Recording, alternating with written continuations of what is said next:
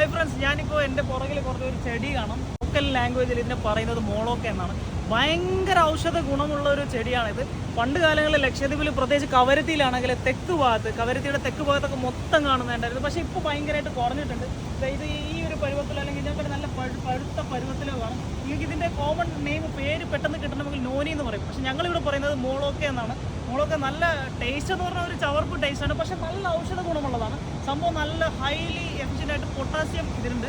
അതുപോലെ വൈറ്റമിൻ സിയും വൈറ്റമിൻ എയും ഒക്കെ നല്ലോണം അടങ്ങിയിട്ടുള്ള ഒരു സംഭവമാണ്. പറയുന്നത് പണ്ടത്തെ ആൾക്കാർ പറയുന്നത് ഓത്ത് കിട്ടാൻ വേണ്ടി ഏറ്റവും നല്ലതാണ് ഈ മുളക് എന്ന് പറയുമ്പോൾ. അതിൻ്റെ ചവർപ്പ് കൊണ്ടുപോകണോ എന്താണെന്ന് അറിയില്ല. നാവ് നല്ല രീതിയിൽ എന്താ പറയുക വളയും കൃത്യമായിട്ട് സംസാരിക്കാൻ പറ്റും എന്നാണ് പറയുന്നത്. നിങ്ങൾ വരുന്നുണ്ട്, പ്രോപ്പറായിട്ട് തീർന്നിട്ടില്ല. പക്ഷെ പഠനങ്ങളൊക്കെ പലതും പറയുന്നത് ക്യാൻസറിന് നല്ലതാണ്, അതുപോലെ തന്നെ ഷുഗറിന് ഡയബറ്റീസിനൊക്കെ ഭയങ്കര നല്ലതാണ്. ഫാർമസ്യൂട്ടിക്കൽസ് ഒക്കെ ഇതിൻ്റെ ജ്യൂസ് കൊടുക്കുന്നുണ്ട്. ഇത് ഈ കായ മാത്രമല്ല കേട്ടോ, ഇതിൻ്റെ വേരും ഇലയും എല്ലാം ഔഷധ ഗുണങ്ങളുള്ളതാണ്.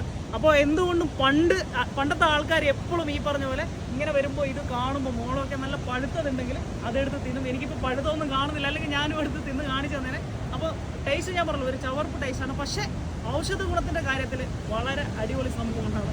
തീർച്ചയായിട്ടും ഇത് ലക്ഷദ്വീപിൽ വരികയാണെങ്കിൽ ഇടയ്ക്കൊന്ന് കടിച്ച് തിന്ന് നോക്കുക.